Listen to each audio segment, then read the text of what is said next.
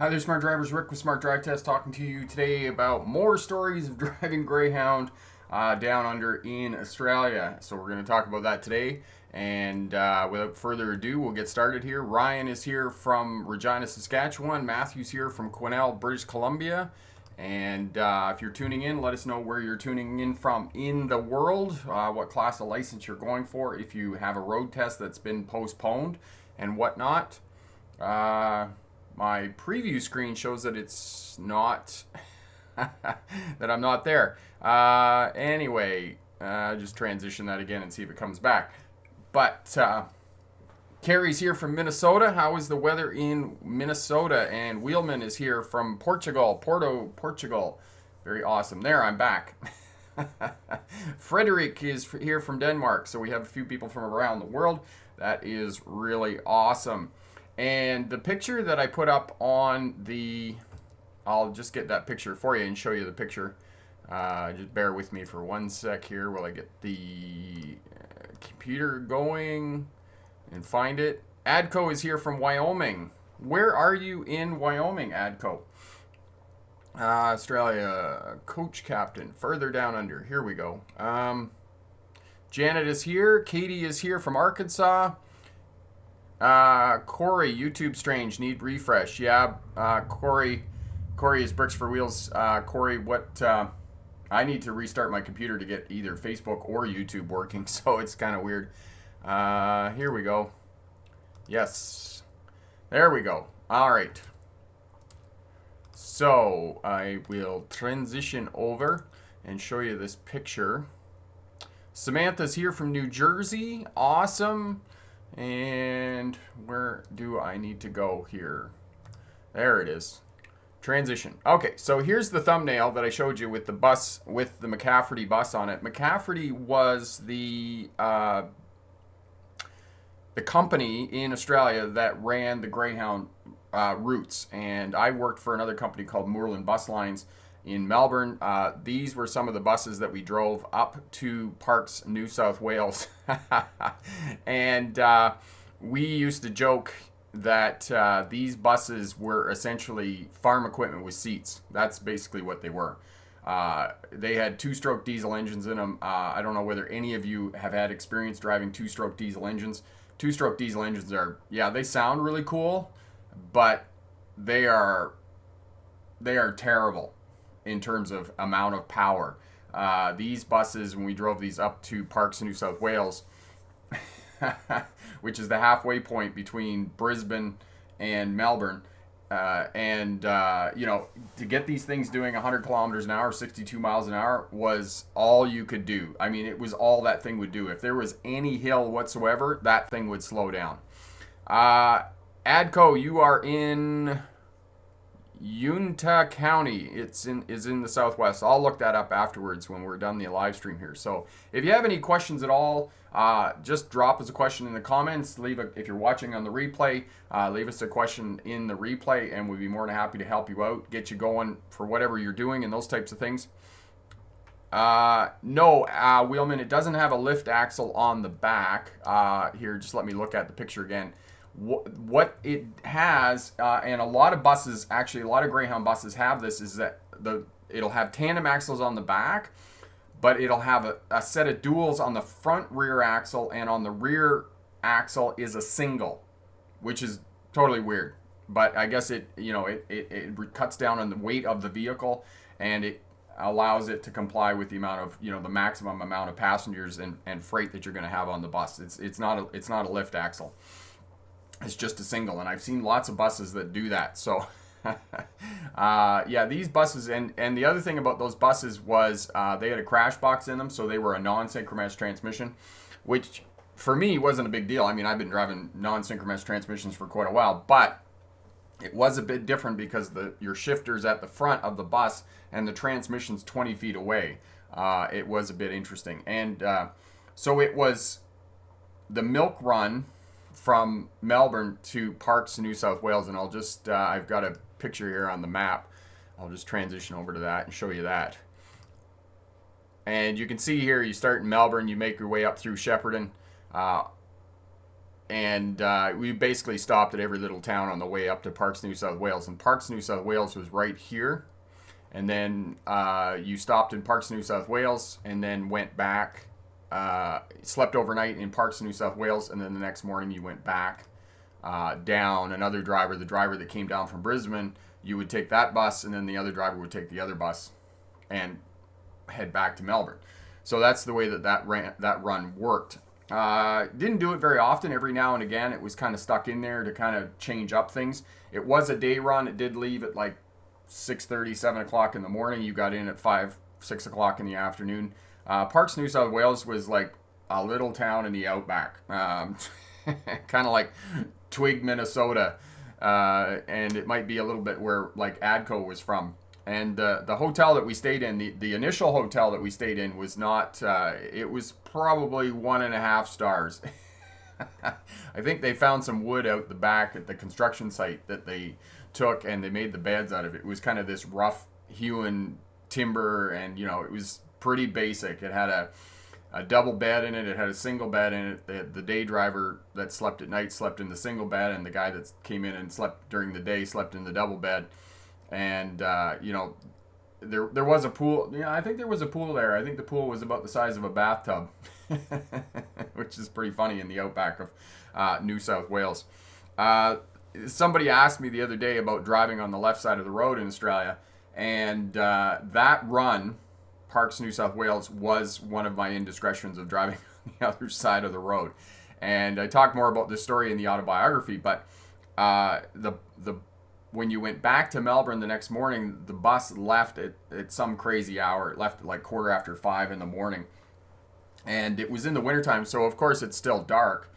And we talk about distracted driving and those types of things. And when you're on the bus and you're getting ready to go, so you have to fuel the bus, you put fuel in the bus, you check the luggage, you count the passengers, make sure everything's good to go. Get on the bus, and every bus, like I said the other day, every bus is different. And, not only is it going to cost you money in terms of maintenance, but it's also difficult for drivers. You have to train drivers on every different bus. So you're in the bus, you're slip seating all the time. It's called when you're in different vehicles all the time. You got about 3 minutes to familiarize yourself with the bus. You got to give your announcement. We're going to arrive in Melbourne at a certain time. We're going to stop for a break at a certain place. And, if everything going well, we're going to be on time. Fasten your seatbelts, toilets in the back, blah, blah, blah. So you got to do that as well, and tell everybody that. And so the morning I came out, I'm going around, and you got to go around the back of the service station. They call it a servo in Australia. You go around the back of the servo and out onto the highway and heading south and right out into the right-hand lane. I was tired. It was early. I'd been up since, I got up at 4 o'clock to take the run out because you eat breakfast before you go. And get on the microphone, I'm telling people about wearing seatbelts, toilet in the back, all the safety features and things that I'm required by law to tell them to do and whatnot, when we're going to have a break, when we're going to get into Melbourne. And right out into the right-hand lane on the highway. I get it up to speed. I'm bombing along. I got it right up to, full speed. Of course, it's a 2-stroke diesel, so it doesn't have cruise control on it. You got to hold the stupid fuel pedal down the whole way. And, and you're in the outback, and you can see across the plain. And, there's nothing out there. Few buildings, some farmland and whatnot. And I see this truck coming, and I can see it about 3 kilometers away coming down the highway. And I'm thinking, why is that truck on, that's something weird going on. Didn't really think too much of it. The truck got closer and closer and closer, and it was about a kilometer and a half away between me and the truck, and I realized what was going on. I was like, all of a sudden I was like, oh my God, I'm on the wrong side of the road, and wheel the bus over to the left side of the road, and the truck goes by, and we were only about 5 or 10 minutes out from the servo where we started the run, and I kind of thought, nobody came up and said anything to me, so I kind of thought, I got away with that. And we got up to the rest area 3 hours later, and a couple of young males come up to me, and they said, oh my God, were you driving on the wrong side of the road this morning? And I said, no, I was driving on the right side of the road. I said, I just needed to move over to the correct side of the road. They didn't find it very funny. And one of the guys says to me, he says, oh my God, you scared the shit out of me. And I'm like, yeah, you scared the shit out of yourself. You should have seen me. I scared the tar out of myself too. So, yeah, it was not one of those. That was my worst indiscretion. I had one other little indiscretion. It was only about 100, 200 feet when I was in Shepparton, pulling out of Shepparton, going through downtown Shepparton. But, that was minor, driving on the right side of the road before I realized I was on the wrong side of the road. But you're only going to get into trouble if you're driving in these countries. If you're driving in England or Scotland, or you're driving in Malaysia, Japan, you're going to get into trouble driving on the left side of the road if you're used to driving on the right side of the road, if there isn't any traffic around. And that's what happened. There was absolutely no traffic around, and that's how I got into trouble. Krishna, the bus is multiple axle. Yes, it is multiple axle. It's also air ride and whatnot. So one of the things I liked about the bus company, there were the reason when I went to Australia, I did a lot of research on driving truck there and those types of things, because I was a little bit convinced that I wasn't going to be able to afford the tuition to go to university right away, and I was going to have to work for a year. I did look at trucking in Australia, and at the time when I left Canada, I was making 32 cents a mile, which isn't bad, when you're running up and down through the interstates in the U.S., because you can run, pretty much 8 hours all day in the U.S. at 100 kilometers an hour and never slow down. So you're going to make 600-700 miles a day in the U.S. I started, and I looked up some of the trucking companies and those types of things when I was preparing to go to Australia, and they were paying 32 cents a kilometer, and I thought, oh my God, 32 cents a kilometer, that's really good. And then I started looking at maps in Australia, and even the highway from Melbourne to Sydney, Australia, is all 2-lane skinny, up and down through towns and those types of things. It's not interstate like it is in the U.S., where you can drive for 100 kilometers an hour all day long. You cannot do that in Australia. It's 2-lane skinnies, up and down through towns. And for any of you who have driven truck, driven a big vehicle, it's a lot of work when you're in through towns and you're up and down through the gearbox all day. It's a lot of work. And I was coming out of Sydney, Australia, on a milk run through Parramatta and then out to Liverpool, and it's probably 45, 50 kilometers. It's a good hour and a half just to go through Sydney, Australia. And I was up and down through the gearbox in this stupid bus. I think it was like a 7 or 8 speed bus. One of the passengers come up to me and he said, he leans over to me and he says, how much longer are we gonna be? I said, oh, it's another 20 minutes, half an hour up the road before we get out of town and out onto the highway. He says, oh my God, he says, I'm just tired just watching you drive this bus. So it's a lot of work. And that was the reason that I chose not to drive truck when I was in Australia. I probably could have made a bit of money, but again, I was at the end of my trucking career. I was very tired of driving truck. I was alone. I wanted to meet some people. So there was a lot of benefits to driving bus that I enjoyed. I didn't enjoy driving the overnight runs. They were tough work, and especially when I first started driving bus, and you got to keep a schedule. Like you got to drive from Melbourne to Albury, New South Wales, which is 3 hours, and you got to do that in a straight run. Otherwise, because you got to keep the schedule. And so there was a lot of stopping in rest areas and getting out and running around the bus to try and keep awake. Because the other challenge of trying to stay awake when you're driving a bus is there's 40, 50 snoring people behind you. They're all asleep, and you're trying to stay awake and drive the bus. Nobody's talking to you and those types of things. So that was one of the challenges. Some of the other things I liked about driving a bus is that you got to shower every day, because you always stayed in a hotel. And so you stayed in a hotel. You always had clean clothes. When I was driving truck, there were sometimes 2-3 days between showers, and it was a lot of work. Whereas the longest run we had, you would always be at a hotel for 5 or 6 hours minimum to get some sleep and whatnot. So had a uniform. You ironed your uniform, you ironed your shirt, and those types of things. Got to stay in a hotel. You got meals. You'd stop at the meal break. It wasn't fancy. Most of these places are pub food and those types of things. But you did get a meal, which was nice. So, you didn't have to go out very much to eat.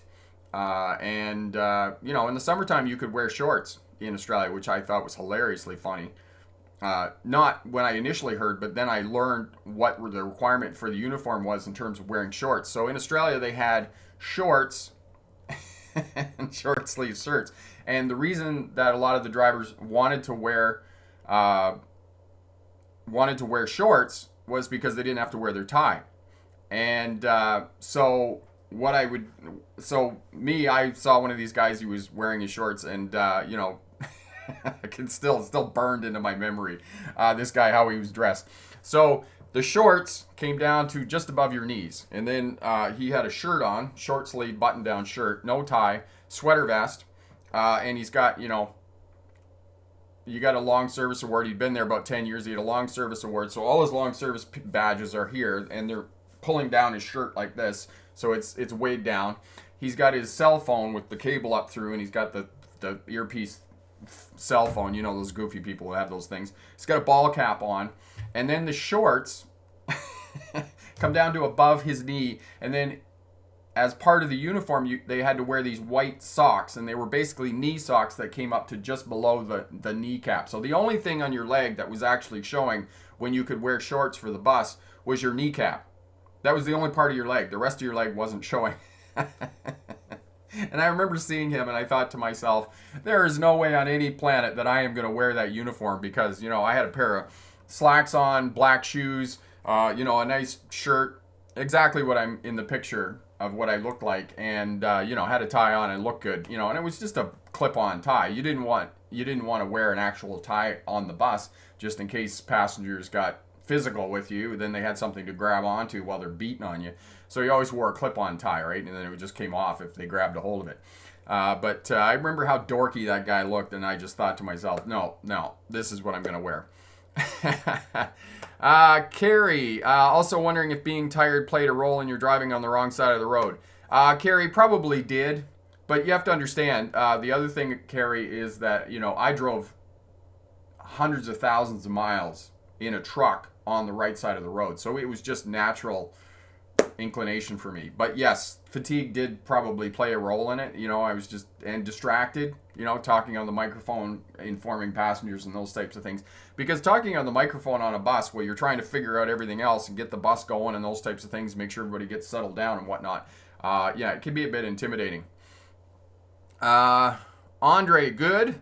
How did you stay awake during the bus routes? Andre, the couple of ways that I stayed awake was, I had the window open. This was in the time before kind of, when we got really down on cell phones and those types of things. So, I would listen to CBC on the radio, and I would call in during the middle of the night and talk to them on the radio and whatnot. So that was one way that I could stay awake. A lot of bus drivers did that, actually. They would have conversations with other people on the bus while they were in the middle of the night. So there were some ways, but you can train your body to stay awake, and it was fairly straightforward. I got used to it after a while, but you do go into sleep debt. I mean, I was working 60 or 70 hours a week. So, I got pretty tired near the end of the year. So, Gordon, how are you, my friend? Awesome. Jaden, I can't believe I'm saying this, but hey, Rick, I'm sad to say my childhood YouTuber passed away due to gunshot wounds at the age of 40. Oof, that's a terrible story. My condolences. So staying awake, I mean, the other thing, Andre, is that there were fairly decent breaks, especially because most of the overnights, there was only one run that was an express run. That was Melbourne to Sydney. Adco, keep moving, sip water, eat. Most of the runs were milk runs that were overnights. The one up through Shepparton was a milk run into Aubrey. That was a milk run. So the milk runs where you're stopping every half an hour, 40 minutes, you just get off the bus and walk around and talk to people and those types of things. So that's one way you can do it. The express run was a little tougher. Like I said, you just sip water, keep going, talking on the phone and those types of things. But that was one of the ways that you could stay awake. But, there's no doubt about it. It's a bit challenging. All right. Gordon, I feel that I am the only one working. The landscape industry moves along regardless. So yeah, you're the only one working. Well, I'm working too, kind of, sort of, telling you the story of my life here and learning how to drive bus. Adco, pull over and rest. If you're driving a truck, you can do that. Stop and get 20 minutes. But in a bus, you can't do that. So one of the things that I liked about the bus company was that I got a trainer for a couple of weeks. The first trainer, and you read the autobiography there, and Craig is mentioned in the autobiography. He was one of those Aussie blokes that was as rough as guts, and you know, he says I might have already told you this story, but we're training, we're sitting at the rest area, we're having a meal, and he's like, I have no idea why they picked me to train you. And I was like, oh, I don't know. I mentioned Craig the other day when I was having trouble with my Nemesis bus there, and I couldn't get it to shift. And so he's like, I said, well, why is that? He said, well, he's leaving. He said, I'm leaving to go be a postie, and he was going off to be a postie, and so that's why he couldn't believe that they had him be my trainer. But we're sitting at the meal break, and he says to me, he says, is your wife fat? And I'm kind of cringing at the question. I'm like, no. And he says, my wife's fat. She's got an ass as big as a house. And I was just like, wow. And the other thing about, just on that note of that question and being completely taken aback by this question, was that Australian men were very fond of taking pictures of their girlfriends and their wives out of their wallet and showing it to you and asking you what you thought. And I was always floored by this question.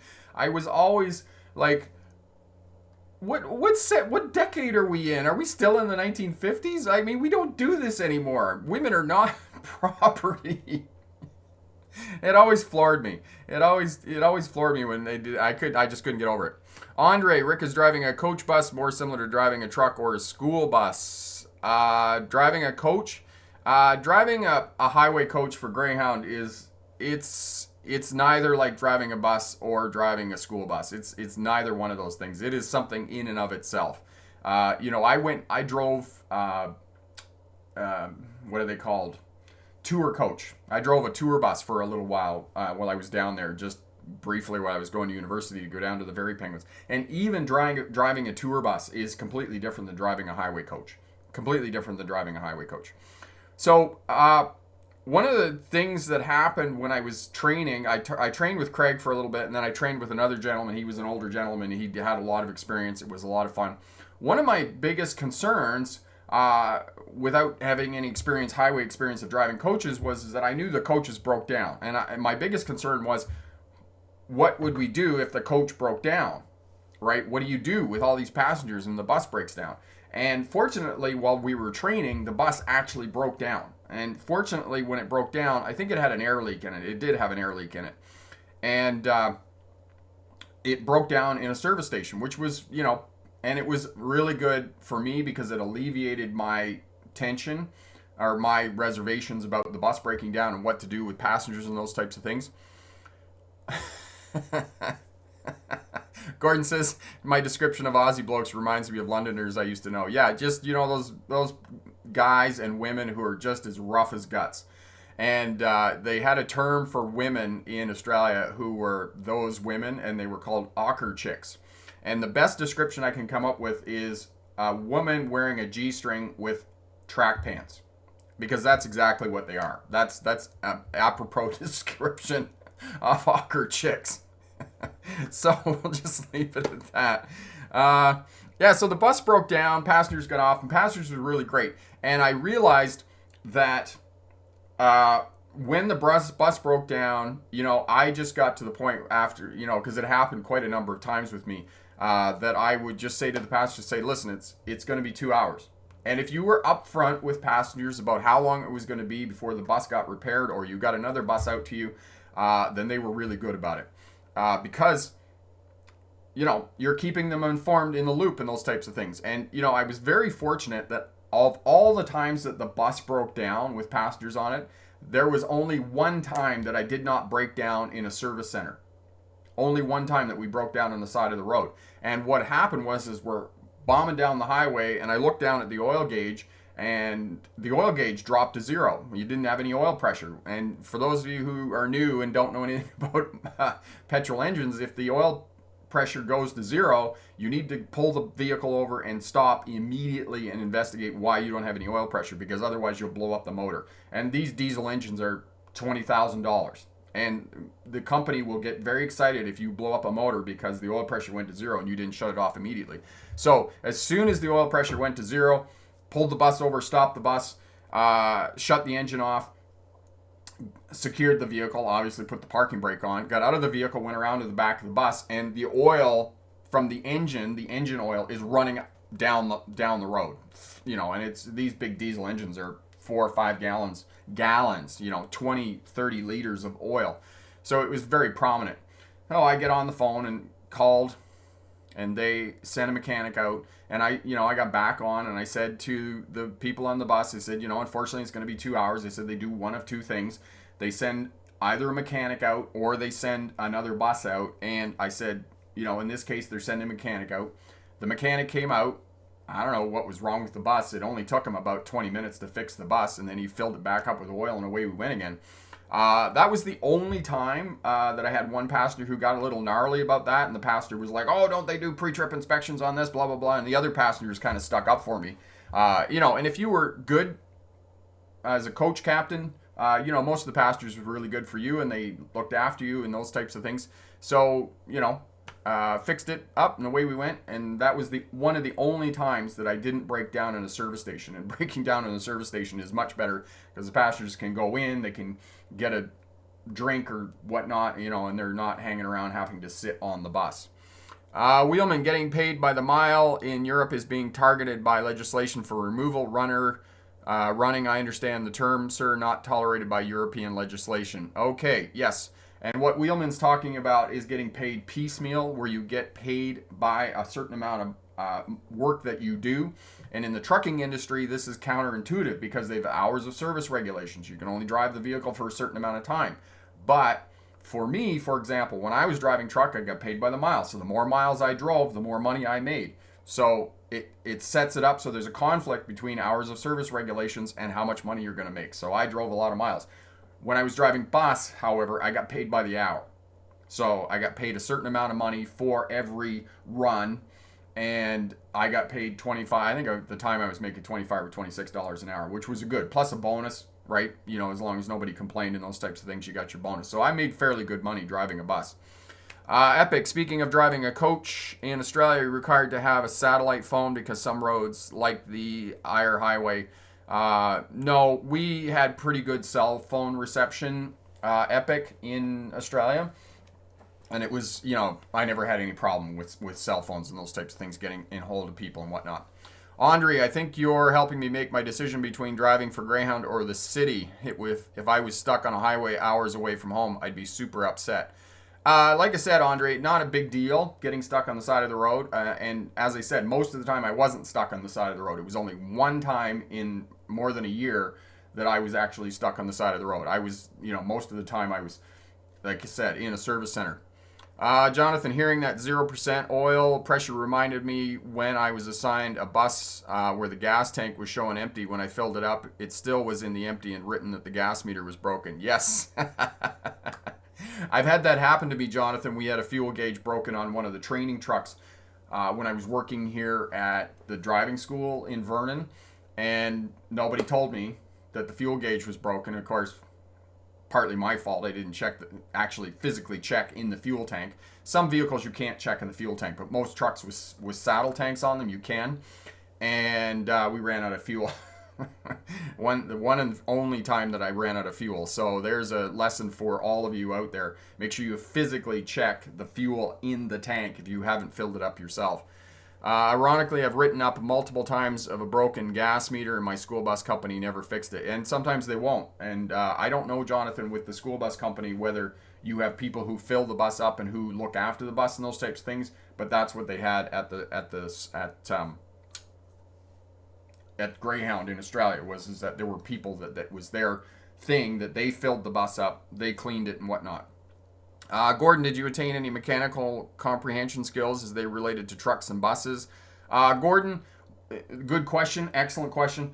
I was required as a bus driver to have a small toolkit with me. I had to carry a small toolkit with me. I had to be able to do minor repairs to the buses and those types of things. And one night I actually had to do that. I had the air conditioning go on the bus, and basically, I just pulled the belt off, and there was a separate belt that went to the air conditioning unit on the bus, and I just basically had to pull the belt off, pull all the crap and stuff out from in the engine so that we could carry on and get to Sydney. Ironically, we got to Sydney and we're coming back on the overnight from Sydney back to Melbourne, because you stayed in Sydney for the day at the condo that they had, and they didn't fix the goofy bus on the way back. So it's the middle of summer and we're coming back on a bus from Sydney to Melbourne on an 11-hour run where the flippin' air conditioning didn't work. It was toasty warm in that bus, let me tell you. I was not impressed. Yes.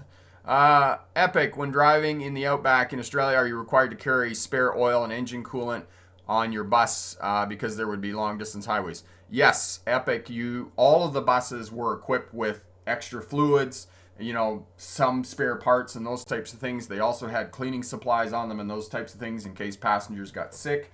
I only ever had one passenger who wasn't drunk, who was actually physically sick on the bus, and he was incredibly apologetic and did clean it up himself, because I was not very fond of cleaning up vomit on the bus. It was very gross.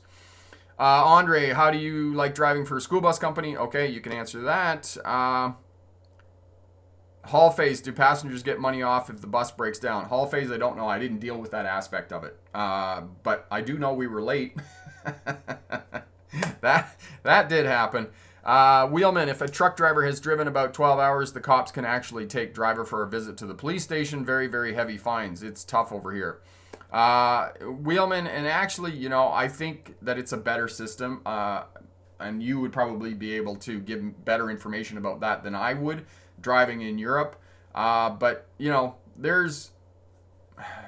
I have a real problem with paid per mile and drivers working themselves crazy. I mean, there should be better pay systems in place, and there's no reason that we can't keep people safe and other road users safe when they're driving truck. People do not have to, truck drivers should not be driving until their eyeballs are popping out of their head because they're so incredibly tired. It just puts everybody at risk and puts them at risk too. So basically that's the story of learning how to drive bus, how to drive coaches. I got lost once.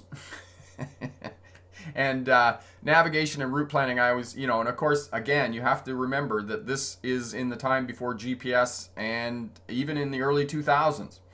When I was driving coaches, it was before the time before GPS and phones and those types of things, all that data that we now enjoy on our phones. And the first time I drove into Sydney on the Milk Run, which goes through Liverpool into Parramatta, you pick up and then you go into Sydney. I had it all planned out. I had all the maps printed out and I had all the directions written out, and I actually went into the bus. There was a passenger sitting in the front seat over here, and I basically gave them the list of instructions, and I said, here, you're going to help me navigate, because I said I haven't been in here before and I don't know where I'm going. And it's pretty crazy, but after you do the runs 2 or 3 times, you figure it out pretty quick where you're going. But I came out of Sydney once and I got lost, and I didn't get lost because I didn't know where I was going. I got lost because I thought I knew where I was going. And when you come out of the terminal in Sydney, you come down, you make a right and then go down another block and then make a left. And I don't know, for whatever reason, when I came down to the end of the street, I made a left to go back to the airport. And I was too embarrassed to just go around the block, which is what I should have done, because if I had have gone around the block, I would have gone back past the terminal. And I was too embarrassed to do that. So I turned some other way, and the next thing you know, I am lost on the rocks. It's in Sydney, Australia. It's called the Rocks. It's the section of Sydney, Australia that's under the Sydney Harbour Bridge. And I was looking for the Commonwealth Bridge. I knew I had to go across the Commonwealth Bridge. So I got on the microphone after about 15 minutes and I said, yeah, I'm lost and I need some help navigating. I said, does anybody on the bus know how to get to the Commonwealth Bridge? And you're driving around in a 14.5 meter bus, which is about 48 feet. And so this gentleman comes up and he starts giving me directions and whatnot. And after about 3 minutes, I realized he had no idea how to get me from where I was to the Commonwealth Bridge. So I got back on the microphone on the bus and I said, does anybody else know how to get to the Commonwealth Bridge? And, finally, after everybody on the bus kind of tuned into the fact that I was lost, we finally figured out our way to the Commonwealth Bridge and got going on our way. And of course, again, we were late because I got lost because of my ego. So, it does happen. Maps acting as GPS, so therefore, yeah. But, there's always that saying when you're driving truck or driving bus, and I do say to people, don't confuse me with the facts because I've got my mind made up. So you know that you're going down to an intersection, you get to the intersection, you're supposed to make a left or a right turn, and for whatever reason, you're supposed to go left and you turn right, and you're like, what am I doing? And Jonathan will tell you this, that in New Jersey, where he lives, or in New York, if you go into New Jersey, you get on the New Jersey Turnpike and whatnot. For many of us who drive truck and whatnot, we know that we're on the interstate. If we get off at the wrong exit or we miss our exit, we can just go down to the next exit. And most of the time, not all the time, you can get off the exit, go over the overpass, and then come back up the other way and then find your exit where you should have got off the interstate or, parkway or whatnot. New Jersey, there's a lot of places you can't do that. And I got lost once in Jersey for quite a while because that's what I thought. I went down over the overpass and you couldn't get back on the interstate coming the other way. Wheelman, would you go back to Australia to work again or for a visit? Wheelman, actually, I have a plan to go back to Australia in September with my kids for a couple of weeks and go back and see my friends. So I'm very excited about going back again. It'll be a lot of fun to just go back and hang out and show stuff to my kids and whatnot. Adco, I thought I was the only one. Nope. Gordon, did it feel awkward asking customers for directions? You're darn right it was awkward asking customers for directions. I would imagine in a professional position you would want to feel above the amateurs. Well, you do, but sometimes you just got to swallow your pride. I lost that about 2 months into learning how to drive truck. I don't know, they make fun of that, the differences between men and women, and that women always say, oh, we would have been there by now had you stopped and asked for directions. I tend to think that is really true about men and women, that men will not stop and ask for directions. But, after 2 or 3 times of getting lost in the big truck and trying to navigate and figure out my way, I lost all that ego thing about stopping and asking people for directions. And the other piece about asking people for directions, even with GPS and even with your phone and those types of things, do not be afraid to call people and ask them for directions. And the other thing about it is that know that your GPS and Google is not always the same. I was using my phone when I was in Edmonton when I went back in 2016 to drive truck, and I went to the same place twice, and the stupid GPS routed me 2 different directions. The second time it took me up through suburbs and those kinds of things. I was like, oh my God, where are we doing, or where are we going? So know that, and make sure you ask for directions. So ask for directions. Adco CB radio, no, it's not reliable. It's very unreliable, and unfortunately CB radios, you have a very short distance of getting hold of other people. So asking for directions, no. When you're lost, you just ask anybody you can for directions. Corey, but in the digital age, I think there's a sort of smart dispatch program that calculates how many hours each driver is doing to plan routes and make decisions to allow proper rest. Yeah, it's basically called Google Maps, right? You figure out your route planning, how long it's going to take you to get there, and those types of things. Jonathan, tried driving in Brooklyn. The traffic was horrible. I had to cover a run for 3 days going to Brooklyn. Thank God I had my GPS because the directions on paper were horrible. And yes, I've had people give me directions and they're pretty terrible. Traffic in Brooklyn on top of that. Yes, and I've been on the VQE, the Brooklyn Queens Expressway, and I know exactly what Jonathan is talking about. Ryan, I've used Google Maps on my phone. It's not reliable. Absolutely, it's not reliable. And this is why when I tell people to route plan and navigate in a commercial vehicle make sure that you consult at least 2 different sources of information, Google Maps, and then go on your phone and try and use something else. John, my friend, watching from Toronto, how are you? Adco, right, I heard GPS didn't work in the city. There are some cities it's fairly good, but, you know, there's 2 parts to route planning and navigation, right? There's the route planning part. So you're in a commercial vehicle, you know you're going from point A to point B, and you plan that out on Google Maps step by step, write down some notes so you got some of it in your head. So when you're driving, you can figure it out and know that, you know, the place that your GPS or your phone is taking you is actually the right way. So you got some of it in your head first. And there's actually a video up here, route planning and navigation, that'll go through and show you how to do that as well. Epic, speaking of using GPS in Australia, you might need to invest in a commercial vehicle one, because those can be programmed to avoid low clearance. And you're right about that. So that's the other thing you got to kind of keep in mind when you're route planning and navigation is 3-dimensional overhead as well. Wheelman, have you been to Europe other than Scotland? Yes, I have, Wheelman. I've been to Germany and I've been to Holland. Those are the other 2 places that I've been in Europe. So, you know, I got kind of an idea of what you're talking about. Not as much as obviously with the experience that you have for sure. Andre, I was training for my CDL at school bus company and my test was canceled 2 days before I could take it due to the virus. If I passed, I was going to have a job driving a school bus. Sorry to hear that, Andre. That's a real bummer. Jonathan, I used GPS on my Samsung phone. It helped me a lot, but I admit the route in Brooklyn let me drive on the highway to and from. It was fun.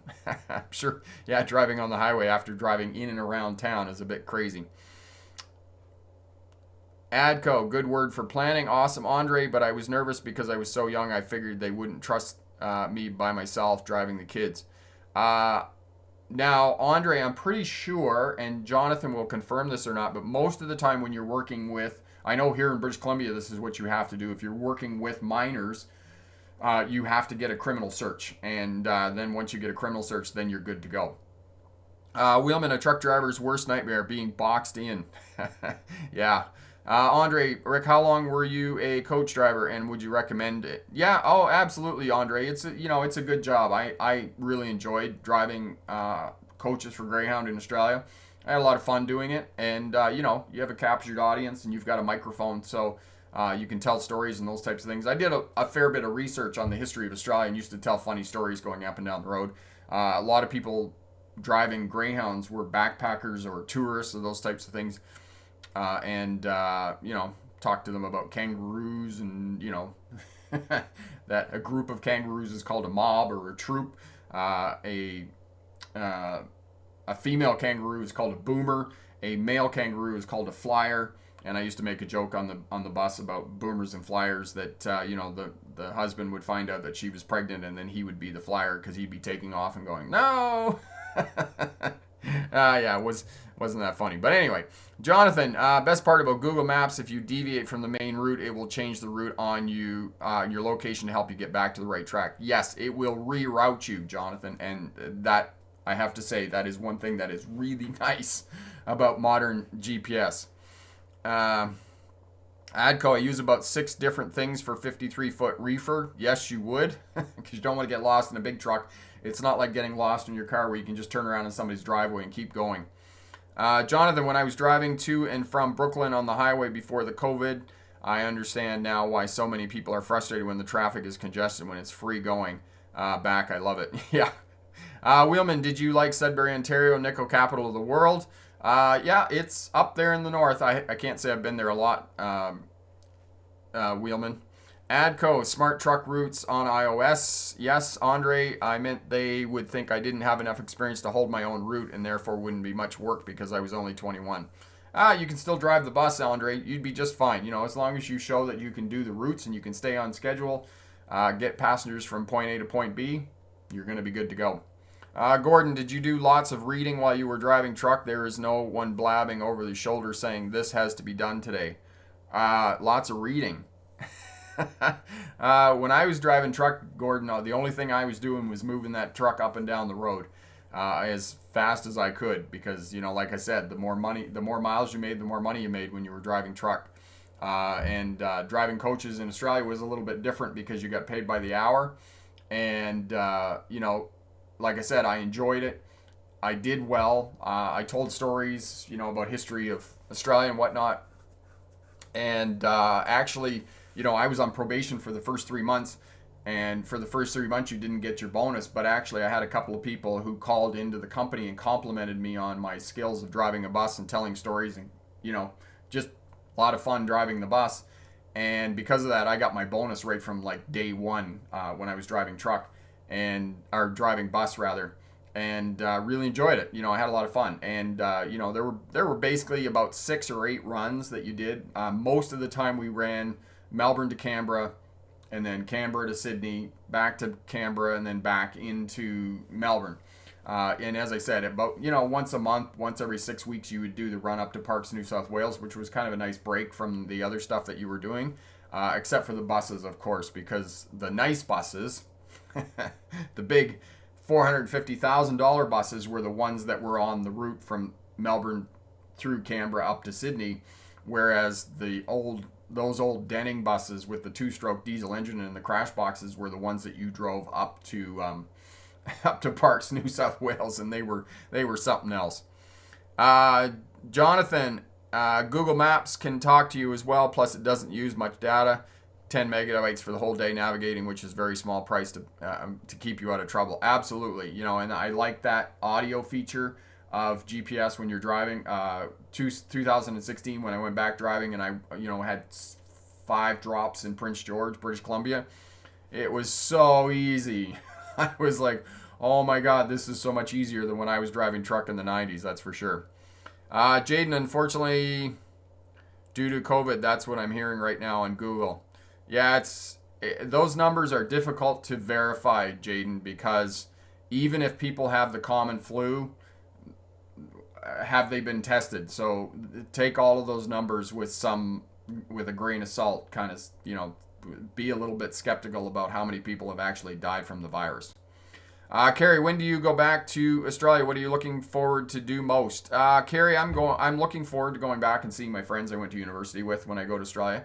And what I'm looking forward to doing most is actually going back and being a bit of a tourist with my kids and just showing them around, going to the zoo, going down to the coast and those types of things. So yeah, I'm really looking forward to seeing my friends again because it's been far too long. 2006 was the last time I was in Australia, so it's 15 years since I seen my friends. And also my friends are married and they have kids who are the same age as my kids, which is, just going to be really awesome when we go back.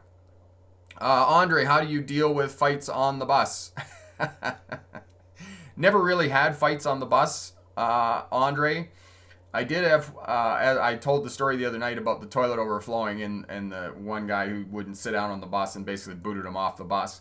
I had another guy, not really a fight. I never really had any fights with anybody. But I did have another guy who was being belligerent, just being loud, drinking on the bus. I did talk to him a couple of times. We got back into Melbourne. He was going to the footy game. And we went right by the stadium where he wanted to get off the bus. And we're stopped at the traffic light. Most of the time, if passengers wanted to get off the bus at a particular place that was not a designated stop, I'd stop and pull over and let them off. It was no skin off my nose. But he'd been belligerent and all the rest of it. And I just said to him, I said, no.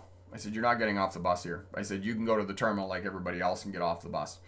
And he wouldn't sit down, and he was being belligerent. And I just sat at the traffic light, same as I did. And so this is generally the way that you deal with passengers who are being belligerent. You just sit at a traffic light and let it cycle through a couple of times. It only takes 2 times for the light to cycle through to go to green, and you don't move. Goes back to red, goes back to green, and then back to red again. And by that time, the rest of the passengers on the bus are telling them to sit the F down.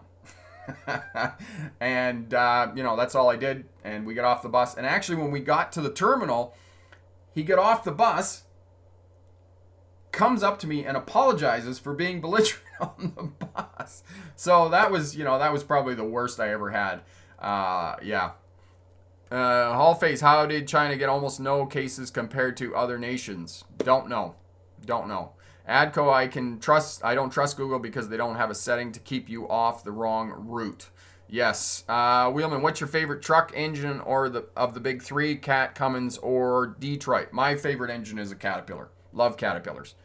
Gordon, what happened to the railway blockade during the COVID crisis? Gordon, it's gone. It's gone. Don't know what happened. Jaden, just an FYI, I have a friend that's getting his license and another friend getting his learner's permit, so I'm still going to keep subscribed to this channel so your videos can help them. Excellent. That's awesome, Jaden. And if you need any help at all, we can help you do that.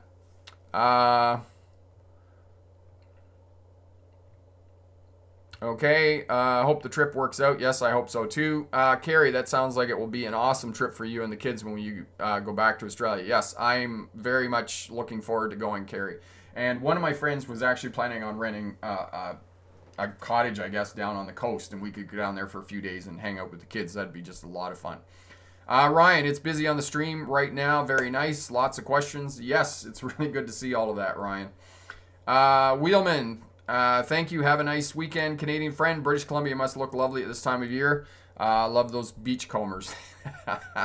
Yes, British Columbia is awesome right now. The weather's, high teens, so it's really nice.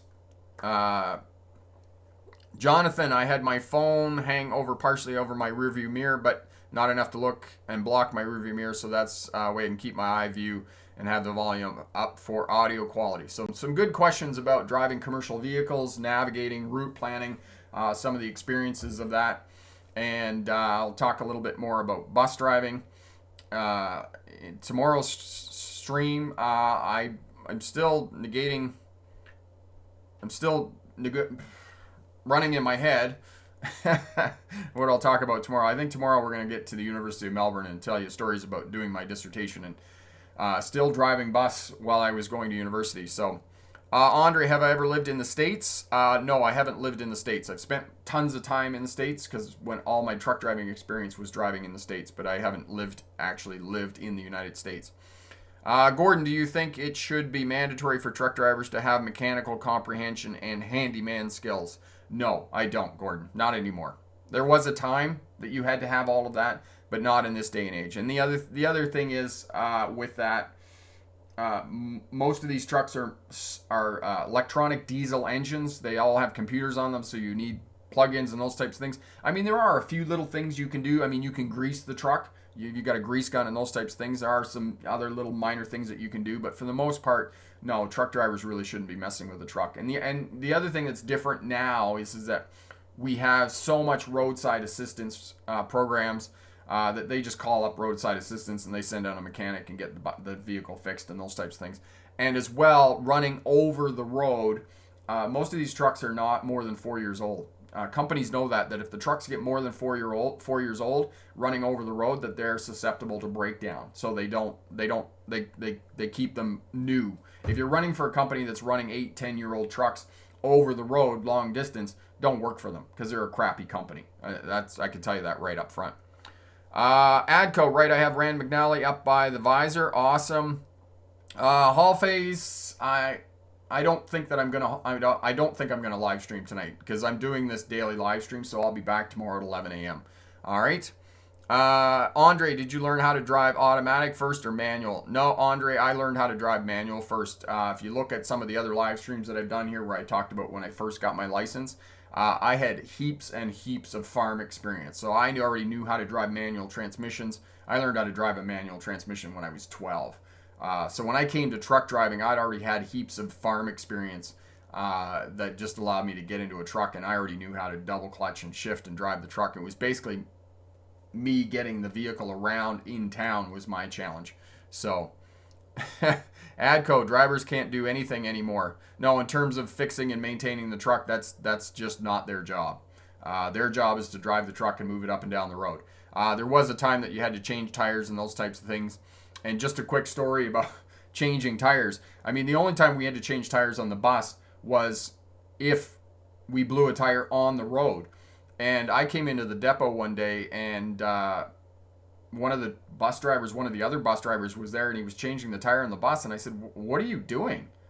"Oh, I got a flat tire. I got to change the tire." I said, "No, you don't have to change the tire." I said, "That's not your job." I said, "Call dispatch." I said, "The mechanic's right over there. They'll come and change the tire." I said, "That's their job, not your job." In the depot, right? But if you're on the highway, you have to change the tire. And I did have one flat tire that I had to change. And actually, it didn't really change the tire at all. Uh, I had 4 passengers pile out behind me, pulled the tools out from underneath the bus. They got going at it. They pulled the out because it was the inside dual, pulled the duals off. And because I had a pair of gloves driving the bus, always have a pair of gloves with you.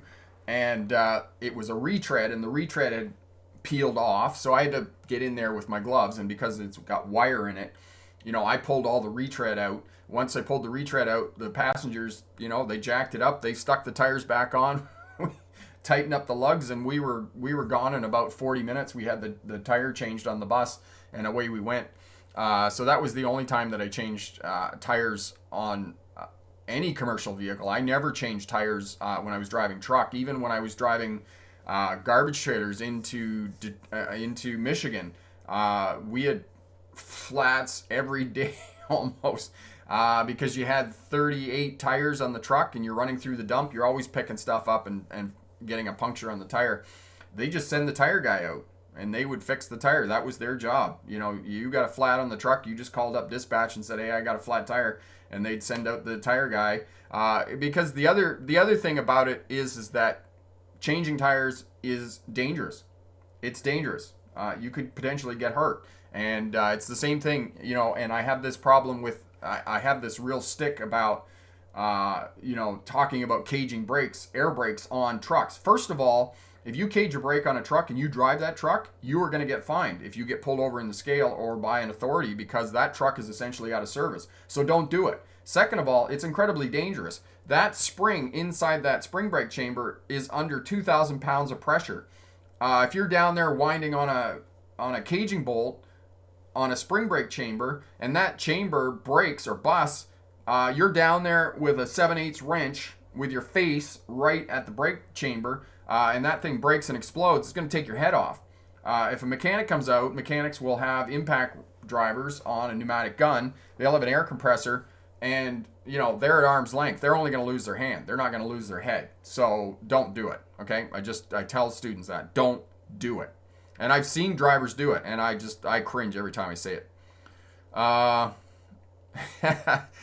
Yeah, Carrie, especially when you're driving, you should, for most people in passenger vehicles, I would even recommend that they have gloves in their passenger vehicle. But it's incredibly important when you're driving a bus or a truck, because, and it just drives me nuts when, and I've got in so many trucks, and it's flippin' gross when you put your hands on the steering wheel and it is covered in filth, because drivers are too lazy to wear gloves outside of the truck. They go outside the truck, they pull the dipstick on the motor, they do hoses, they got grease all over their hands, and they go back, and all that grease and dirt gets on the steering wheel and everywhere else in the truck. Wear flipping gloves. Gloves on outside the truck, gloves off in the truck. And just have a pair of gloves, right? Get out, because everything is covered in grease and dirt outside of the truck. So always wear gloves when you're outside of the vehicle. And it's the same thing with the bus. You got out and changed the tire. Wear gloves.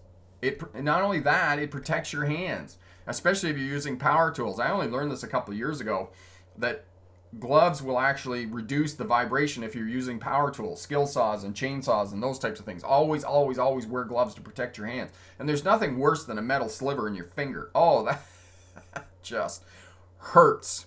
All right, so we've gone a long way here. If you have any questions, you're watching on the replay, hit that thumbs up button. Leave us a comment. We'd be more than happy to help you out and get you going on a job as a commercial driver. And we're going to talk more tomorrow at 11 a.m. I'm not going to do the stream tonight because we went so long today. But we'll see you tomorrow at 11 a.m. And as long as the lockdown continues every day at 11 a.m., we'll talk to you and get you going. Gordon, do you miss the old days where you needed handyman skills for trucks and cars? Gordon, not so much.